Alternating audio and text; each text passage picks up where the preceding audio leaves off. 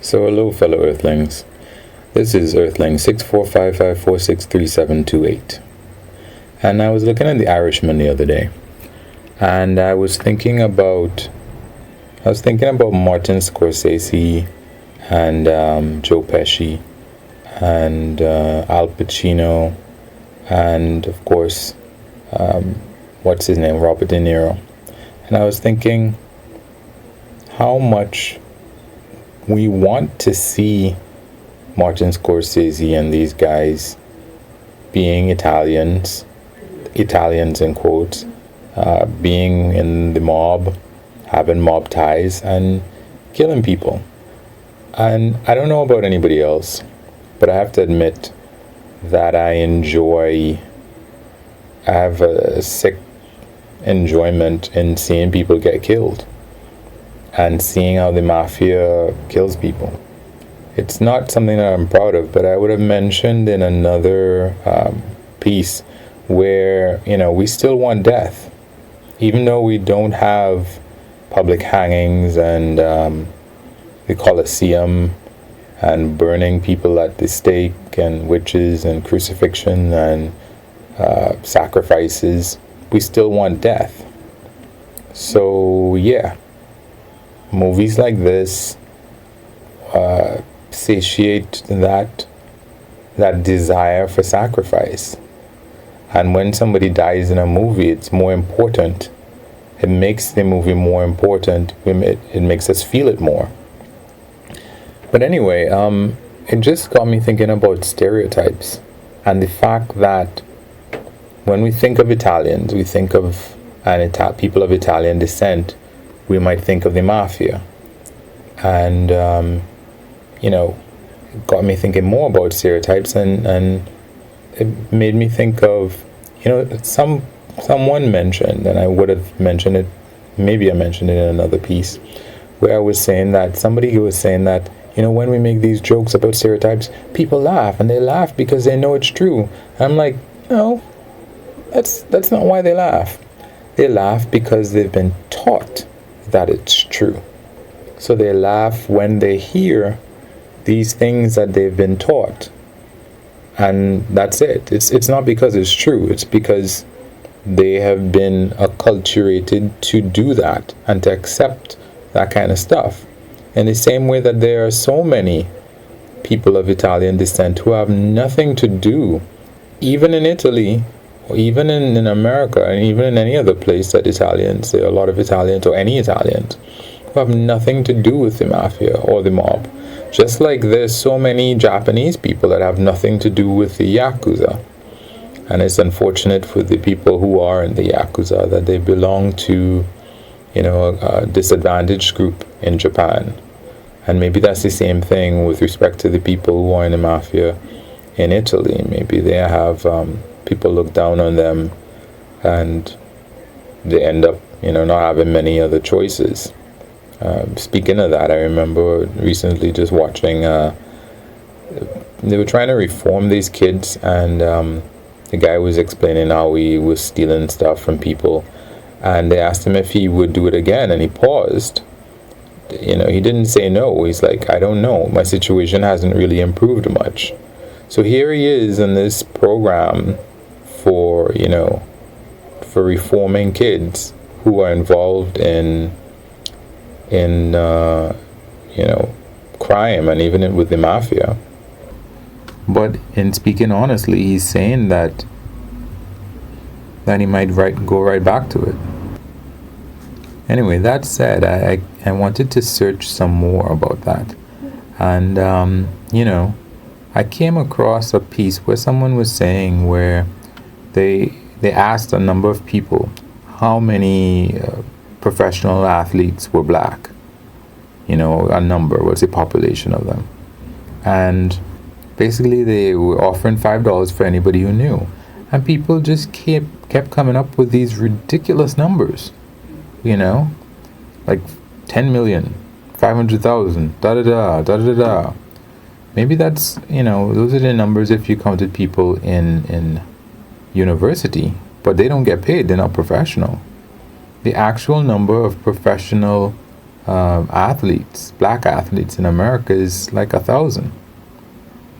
And nobody seemed to realize that. I mean, even if you add up all the teams and multiply the people on the teams, it's that simple.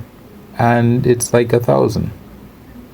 The chances of, a young black kid becoming a professional athlete is something like 1 in 4,000.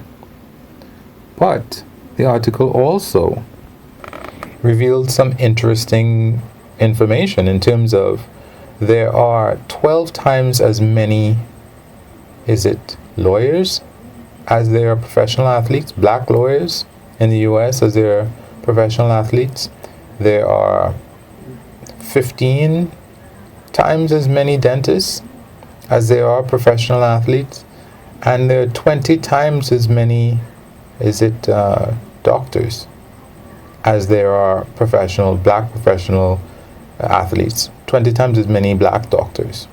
So obviously it's a lot easier for a young black person to become a doctor, a lawyer, or a dentist. And while it's still rare, I mean, we're talking about thousands of people here, like 15,000, 20,000, and that's still rare when you consider that the population of black people in the US is like 37 million people. But it's a lot more achievable than it is to become a professional athlete. And that what the article was saying was how the media, and I don't want to blame the media, because the media feeds people what they want to eat, just like that's what they do, I'm sorry, at McDonald's and Burger King and all the other places. People are fed what they want to eat, not what they don't want to eat. Nobody's going to do that. But at the same time, in order to increase profits, these companies, they compete with each other to make addicts. But it's just, whereas kids could be aiming for things that are more achievable, they're just aiming for the things that they see rather than what is actually achievable. And that, it speaks so much to the fact that what you see on TV and what you see in magazines is not the real world. And it's not, the media's fault per se. If you could have, an ideal media company, they may not survive because they have to go for the clicks. Or maybe there's another way. I don't know if there's another way to achieve. You know what it is? What it could be. I remember I was teaching this young kid, and it might not be possible to do it in a similar way, but I was teaching a young girl how to use a computer. And when I started, I would look for some of the things that were more interesting to her, and those were the things that I would encourage her to do or demonstrate to her. And it was working. For a bit it was working, but then I ran out of the things that made her eyes open wide, and she started getting bored. But maybe I should have just started from the beginning, because that's what they do in the media anyway, right? I mean, everything that we see, if it's a shooting or a killing or a bombing, or it's stuff that happened yesterday, a plane going down, you just rehash the things that you get that make people excited. So I think the common things, there are a lot of common things that we don't really appreciate that could, spice up or flavor maybe some more boring information that we really should know. I mean, for example, what I didn't know, for example, was that I thought, okay, if you could somehow have a human being with gills, or not gills, but if you could get a device that worked like gills, then people would be able to breathe underwater, and they'd be able to, spend a longer period of time underwater. The fact of the matter is, there is not enough oxygen in any reasonable volume of water to sustain a human being. Because remember, fish are cold-blooded, so they don't need that energy. We are warm-blooded, so we need that energy. That's the reason why, even though whales and dolphins are mammals, well, not even though, but even though they're in the ocean, they still come up to the surface to breathe, because they can get so much more done with that air than they would if they were trying to use gills to breathe. So, look at I can't compare the size because whale sharks are pretty big and but they're slow as compared to a whale, maybe. I don't know. But anyway, this was about stereotypes and the interesting ways that reality is different from the stereotypes, and that maybe we need to find ways to make people aware of what is actually real and what is important, as opposed to the fast food information that we have based on the amazing sports and stuff that we see. So yeah. So anyway, guys, you can wish me lucks. You can like or unlike.